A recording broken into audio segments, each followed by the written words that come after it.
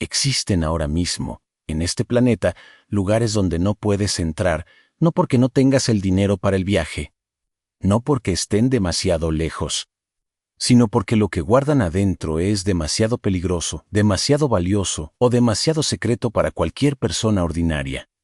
Algunos protegen el futuro de la humanidad, otros contienen respuestas a preguntas que llevamos siglos haciéndonos. Unos pocos, los más inquietantes. Son lugares que los gobiernos ni siquiera confirman que existen. Hoy vas a conocer 10 de ellos.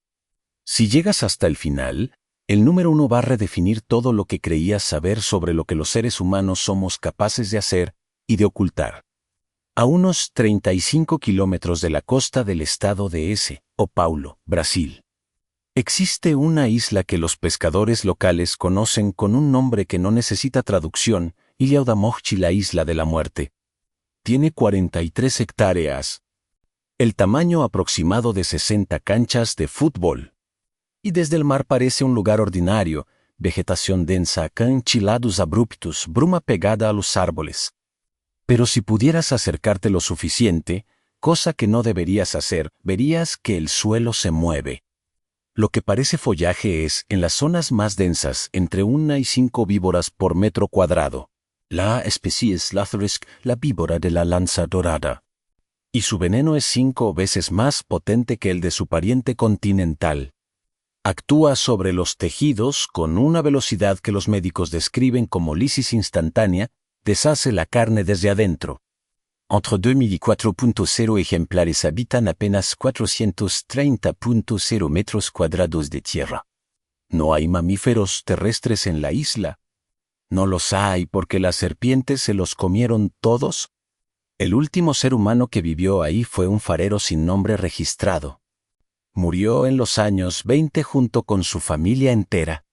Los encontraron en el suelo, con marcas de mordeduras en el cuerpo, rodeados de serpientes que habían entrado por las ventanas abiertas. Desde entonces, la Marina de Brasil y el Instituto Chico Mendes de Conservación de la Biodiversidad prohíben el acceso a cualquier persona que no tenga un permiso especial de investigación. Entrar sin autorización implica proceso judicial y potencialmente algo mucho peor que eso. La paradoja que nadie menciona en voz alta es esta: Brasil cierra la isla para proteger a la serpiente.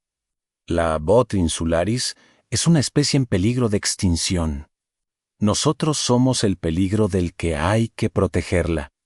Y si la naturaleza ya puso sus propias barreras, imagínate lo que construyen los seres humanos cuando deciden que algo no debe ser encontrado.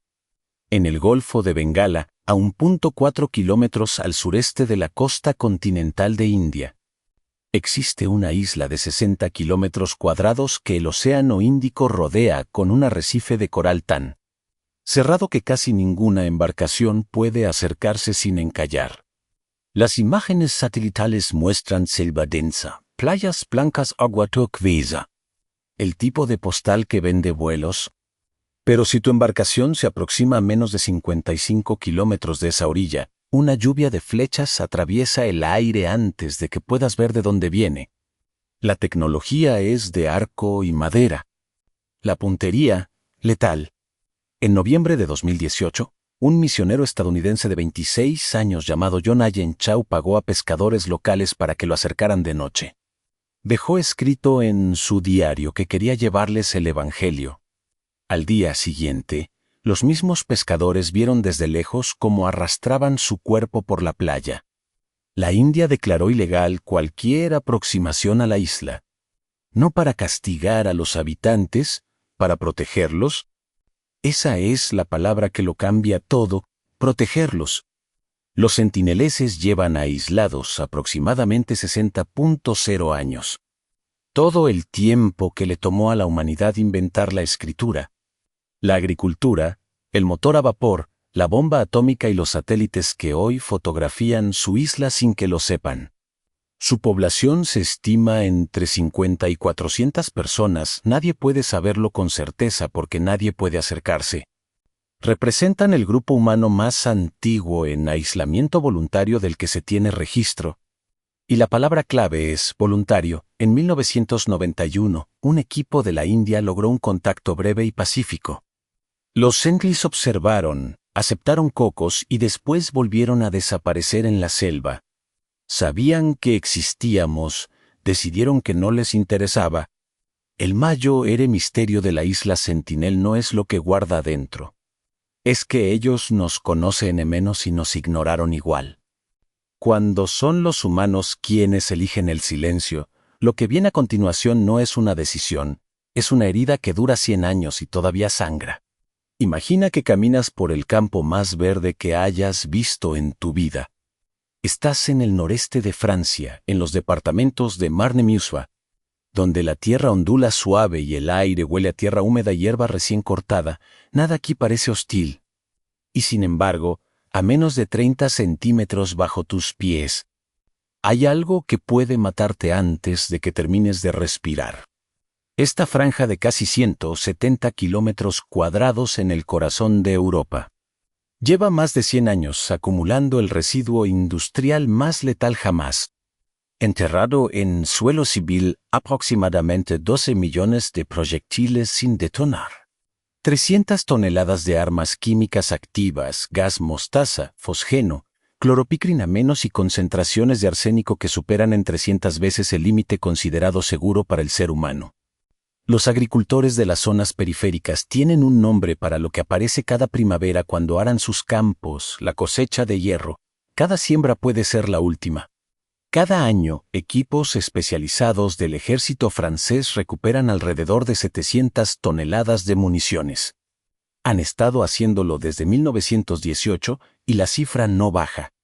El acceso a la Zone Rouge está prohibido por decreto permanente del gobierno francés, sin fecha de revisión ni posibilidad de permiso ordinario.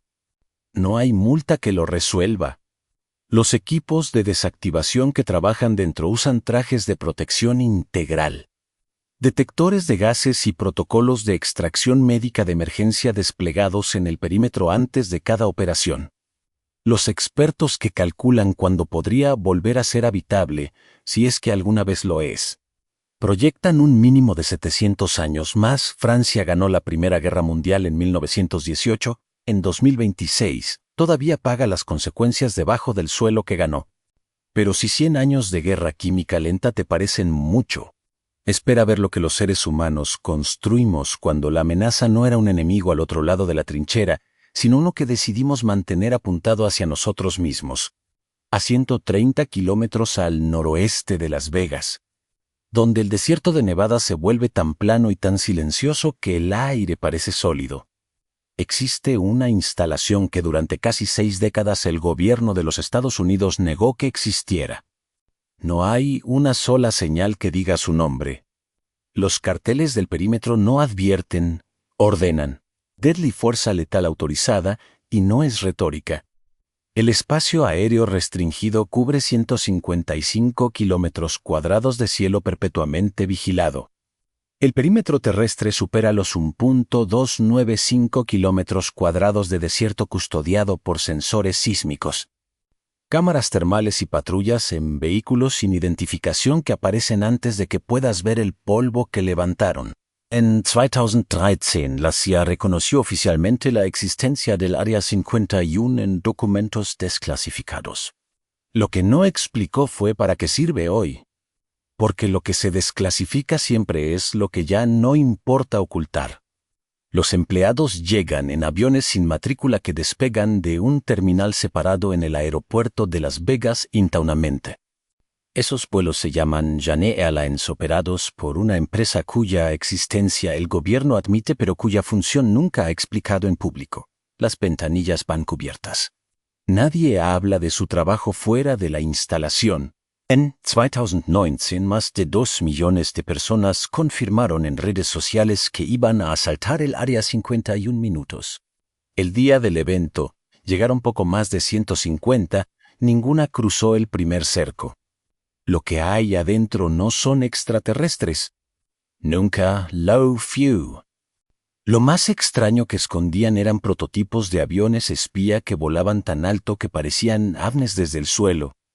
La verdad, Cuando finalmente sale, siempre es más mundana que el misterio que la reemplazó, y sin embargo el cerco permanece. Porque lo que vino después del U-2 y del SR-71, eso todavía no tiene nombre público. Y hay lugares donde lo que se oculta no es tecnología, es una ciudad entera, congelada en el tiempo, con los autos todavía estacionados en la calle. Imagina que caminas por una avenida costera del Mediterráneo Oriental, en la isla de Chipre, bajo un sol que en agosto alcanza los 38 grados. A tu izquierda, 8 kilómetros de playa de arena blanca y agua turquesa que no pisó ningún turista en 50 años. Tu derecha, una hilera de hoteles de 10 pisos con las ventanas reventadas por el viento salino. Los balcones cubiertos de higueras que crecieron solas dentro de los cuartos. Y los letreros de neón todavía instalados, aunque nunca más volvieron a encenderse. En 1974 Barossa era la joya del turismo mediterráneo Elizabeth Taylor. Richipar y Richard Burton pasaban sus temporadas en este barrio de Famagusta de apenas 6 kilómetros cuadrados, donde cada hotel tenía lista de espera para la temporada siguiente. Los supermercados tenían los estantes llenos, los restaurantes tenían las mesas servidas. En algunas casas, la ropa todavía colgaba en los tendederos. En agosto de 1974, Turquía invadió el norte de Chipre en 72 horas.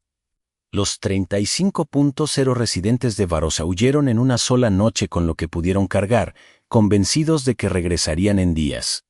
No regresaron nunca. Las Fuerzas Armadas turcas acordonaron el barrio con alambre de púas, instalaron puestos de guardia cada 100 metros y sellaron cada acceso. Los autos del modelo 1974 siguen estacionados en las calles, con las llantas convertidas en polvo por el sol. Los relojes se detuvieron en agosto de ese año y nadie volvió a darles cuerda. Cuando Turquía intentó una reapertura parcial en 2020, la crisis diplomática llegó a la Organización de las Naciones Unidas en menos de 48 horas. Barossa no es solo una ciudad abandonada, es el símbolo más perfectamente conservado de un conflicto que el mundo decidió no resolver. El precio de esa conservación fue que nadie pudiera vivir en ella. Y si un gobierno puede cerrar una ciudad entera con toda su historia adentro, imagina lo que puede enterrar cuando decide hacerlo a 400 metros bajo una montaña. Si esto te está fascinando, vas a querer ver lo que viene. Suscríbete y activa la campana para no perderte nuestros próximos videos. Ahora, continuemos con un lugar que podría ser el más extraño de toda esta lista, una montaña entera vaciada desde adentro, con una ciudad construida para servirle, y sin que nadie en el mundo sepa para qué. En el corazón de la cordillera de los Urales, la ruta más cercana termina en un control militar sin señalización. Los pinos cubren cada ladera con una densidad que bloquea la luz antes del mediodía. No hay carteles, no hay nombre visible. Solo 2 regimientos permanentes del ejército ruso con una instrucción que los servicios de inteligencia occidentales describen de una sola forma: disparar primero. Debajo de esta montaña, a entre 300 y 600 metros de profundidad, hay algo tan grande que para construirlo fue necesario levantar una ciudad entera encima Mescre. Aproximadamente 30.000 habitantes, todos con empleos vinculados al complejo subterráneo. Todos con restricción de movimiento, todos con prohibición de hablar de su trabajo fuera del perímetro. El nombre del lugar figura en los mapas civiles. Lo que hay dentro no tiene nombre en ningún documento público. Cuando el Congreso de los Estados Unidos preguntó qué había dentro del monte To, Rusia respondió 3 veces en 3 años con 3 respuestas distintas: un repositorio de tesoros nacionales, un búnker de alimentos de emergencia, un complejo minero. Ninguna es compatible con el tamaño de la excavación que los satélites documentan desde mediados de los años 90, imágenes que la CIA clasificó como objeto desconocido de máxima prioridad, una categoría que en décadas de Guerra Fría nunca fue asignada a una mina. Lo más inquietante no es que nadie sepa qué hay adentro. Es que la construcción masiva comenzó cuando la Unión Soviética ya había colapsado y Rusia no podía pagar a sus propios soldados. y sin embargo encontró los recursos para vaciar una montaña a 400 metros de profundidad. Algunos secretos se entierran bajo roca. Los más peligrosos se esconden en una oficina sin dirección, en la ciudad más cerrada del mundo, y circulan entre nosotros en forma de dinero. Pyongyang, capital de la República Popular Democrática de Corea. Si pudieras llegar, lo cual es prácticamente imposible para cualquier persona que no sea un funcionario autorizado por el régimen, verías una ciudad de avenidas perfectas y edificios grises que nadie parece habitar del todo. Los escaparates están impecables, los soldados marchan en intervalos exactos, y en algún edificio sin número visible, sin placa, sin ninguna referencia en ningún mapa accesible al mundo exterior. Funciona una oficina que desde los años 70 ha movido entre 500 millones y 2.0 millones de dólares anuales a través de más de 10 países simultáneamente. No hay empresa registrada, no hay cuenta bancaria trazable al principio de la cadena. Lo que sí hay son billetes de $100, llamados internamente superbilletes. Tan técnicamente perfectos que los equipos de análisis de la Reserva Federal de los Estados Unidos tardaron años en distinguirlos de los originales. Papel Special. Tintas no disponibles para ningún banco del mundo. Hilo de seguridad replicado con una precisión que exige tecnología de Estado. La Sala 39 no es una organización criminal, es la tesorería secreta de una dinastía. Ningún extranjero ha confirmado haber visto su interior y seguir vivo para contarlo. Las actividades documentadas por agencias de inteligencia de 12 países incluyen tráfico de heroína y metanfetamina, venta ilegal de armas a grupos en conflicto activo y falsificación de moneda a escala industrial, todo operado desde un país que, técnicamente no tiene acceso a Internet para sus ciudadanos comunes. El dinero que genera no financia hospitales, financia misiles balísticos intercontinentales. Financia el programa nuclear que mantiene en vilo a 3 continentes. El país más aislado del planeta tiene una red financiera clandestina más globalizada que la mayoría de los bancos legítimos del mundo. Y si eso te parece el límite de lo que un Estado puede hacer con sus secretos, espera, hay un lugar donde el daño no circula en billetes falsos, está filtrado en el agua que beben millones de personas. A orillas del río Columbia, en el estado de Washington, el viento arrastra polvo seco entre matorrales y una quietud que no se parece al descanso. Las señales del Departamento de Energía marcan el perímetro cada 200 metros. No hay nada dramático que ver desde afuera, tierra plana, cielo ancho. 1.518 kilómetros cuadrados que parecen un desierto ordinario del interior del país. Lo que no se ve está debajo. En las entrañas del suelo de Hanford descansan 177 tanques de acero que contienen 212 millones de litros de residuos nucleares líquidos, el legado directo del plutonio fabricado aquí para la bomba que destruyó Nagasaki el 9 de agosto de 1945. 67 de esos tanques tienen filtraciones confirmadas. El contenido: cesio-137, estroncio 90, plutonio, uranio. Compuesto sin antídoto conocido, se mueve silenciosamente a través del suelo, a razón de metros por año, en dirección al mismo río que abastece de agua a millones de personas. No has ruido, no tiene color. No tiene olor, avanza igual. El gobierno de los Estados Unidos conocía las filtraciones desde los años 50. Siguió operando el sitio hasta 1989, 4 décadas de informes internos clasificados y decisiones que priorizaron la producción de plutonio por encima de cualquier consideración sanitaria. Hoy, la estimación oficial para limpiar Hanford supera los $113.0 millones, y la fecha proyectada para completar esa tarea es 2077 como mínimo. El Departamento de Energía controla el acceso con protocolos que exigen monitoreo de radiación para cualquier visitante autorizado. Y las zonas más contaminadas son inaccesibles incluso para los ingenieros de limpieza sin trajes de protección integral. La bomba que Hanford hizo posible tardó 43 segundos en caer sobre Nagasaki. La contaminación que dejó tardará más de un siglo en poder llamarse, con suerte, controlada. Eso fue descuido convertido en catástrofe por omisión. Lo que viene ahora fue diferente. Alguien lo planeó, alguien lo firmó, y las víctimas dijeron que sí porque nadie les explicó de que estaban siendo parte. En el corazón de la estepa kazaja, a 160 kilómetros al noroeste de la ciudad de Semi. El viento no transporta sonidos, los borra. La tierra es amarilla y plana hasta donde alcanza la vista, sin un árbol que interrumpa el horizonte, sin una sombra donde refugiarse. La temperatura oscila entre 45 grados en verano y 40 bajo cero en invierno, y esa amplitud extrema es, aquí, la menor de las amenazas. Porque debajo de estos 18.0 kilómetros cuadrados de estepa, una superficie mayor que el territorio de Grecia. La Unión Soviética detonó 456 artefactos nucleares entre 1949 y 1989, 116 explosiones en la superficie, 26 en el aire. 340 bajo tierra, algunas de las cuales abrieron cráteres todavía visibles desde satélites. La primera bomba atómica soviética detonó aquí el 29 de agosto de 1949, le llamaron internamente Parfaya Molnia Primer Relámpago.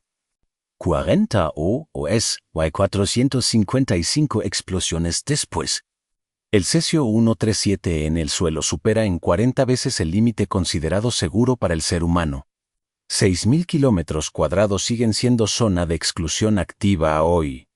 Los habitantes de los pueblos cercanos no fueron evacuados, fueron observados. En archivos soviéticos desclasificados en los años 90.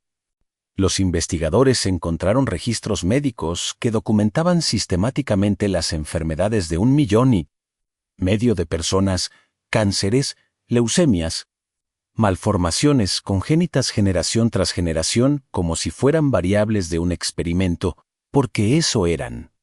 Las tasas de cáncer en la región son hoy hasta un 200% más altas que el promedio nacional de Kazajistán.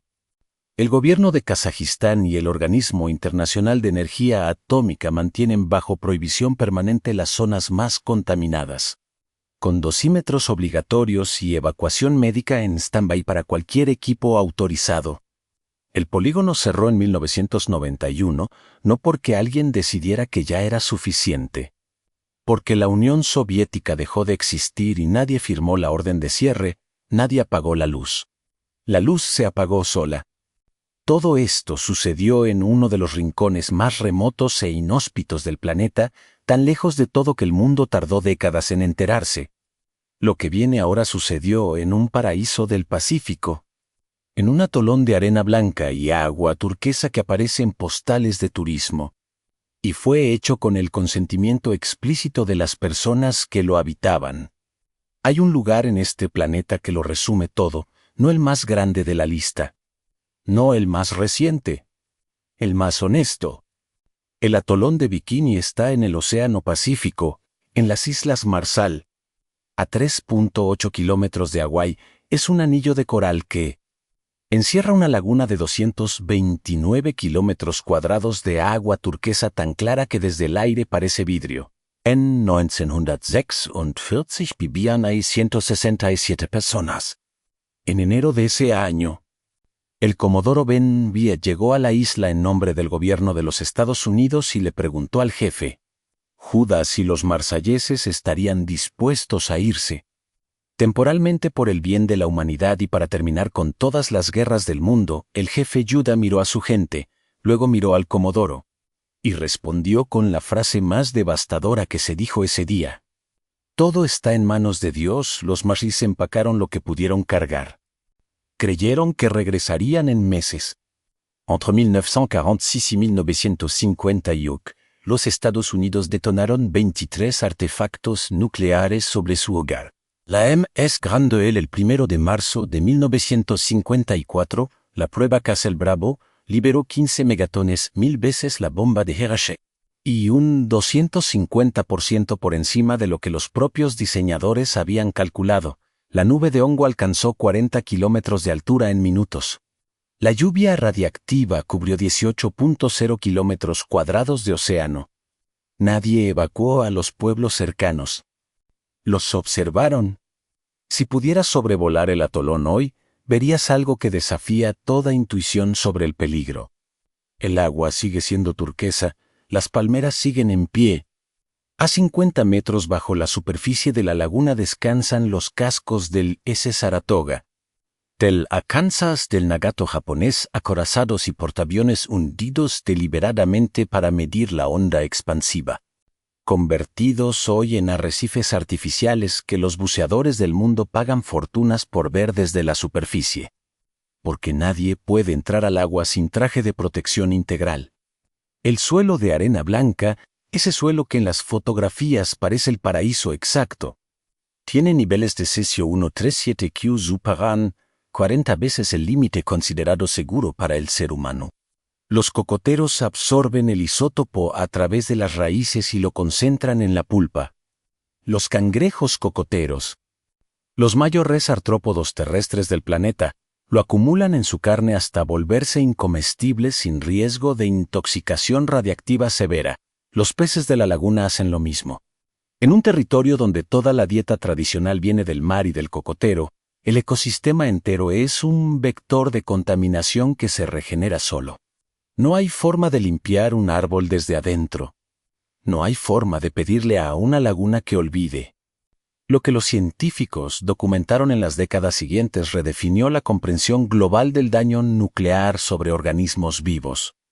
Los mares que regresaron en 1968, porque expertos estadounidenses certificaron que era seguro, empezaron a desarrollar tasas de cáncer de tiroides, leucemia y malformaciones congénitas que los epidemiólogos no pudieron atribuir a ninguna causa que no fuera exposición radiactiva acumulada. Los evacuaron de nuevo en 1978. Los hijos de los niños expuestos y los hijos de esos hijos siguen mostrando anomalías cromosómicas que los genetistas registran con la precisión fría de quien estudia una muestra de laboratorio. La diferencia es que las muestras tienen nombre, tienen familia, tienen un atolón que ya no pueden habitar. Lo que Bikini le enseñó a la ciencia es que la radiación no termina con la explosión, se inscribe en el ADN y se hereda. El daño de 1954 todavía camina entre nosotros con los pies de personas que nunca vieron una prueba nuclear y nacieron décadas después de que la última bomba detonara. Hoy, el número de personas que han pisado el suelo del atolón de Bikini desde la segunda evacuación en 1978 no supera los pocos cientos científicos con dosímetros técnicos del OIEA, fotógrafos con autorización especial. Ninguno se queda más de días. Ninguno come nada que crezca ahí. En 2010, la UNESCO declaró al atolón Patrimonio de la Humanidad, reconocimiento oficial de que el lugar tiene valor excepcional para la historia del mundo. Los malíes que lo habitaba en y sus descendientes directos no pueden pisarlo. El Tribunal de Reclamaciones Nucleares falló en 2000 que los Estados Unidos deben pagar $2.0 millones en compensación. El Congreso autorizó 150 millones.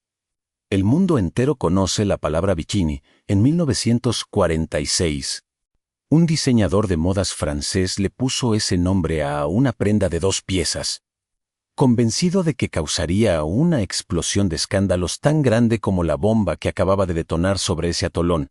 Tenía razón sobre el escándalo.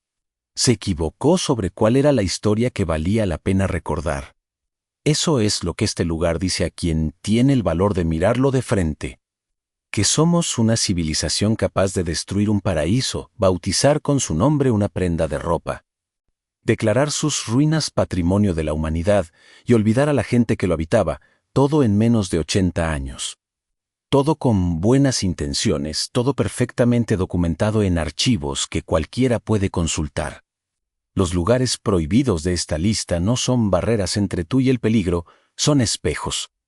Y el reflejo más difícil de sostener no es el del veneno, ni el del búnker, ni el del campo minado.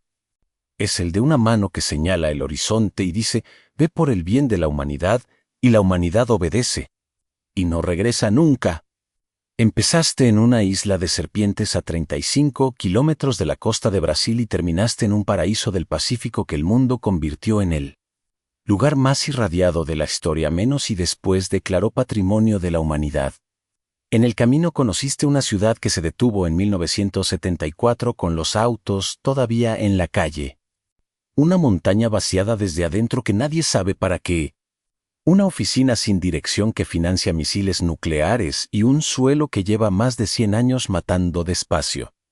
Cada lugar que viste hoy existe porque alguien tomó una decisión, firmó un papel y siguió adelante. ¿Cuál fue el que no puedes sacarte de la cabeza? Escríbelo en los comentarios, quiero leerlo. Si llegaste hasta aquí, ya sé que no le huyes a lo que incomoda. Suscríbete y activa la campana, lo que viene es más profundo. Nos vemos en el próximo.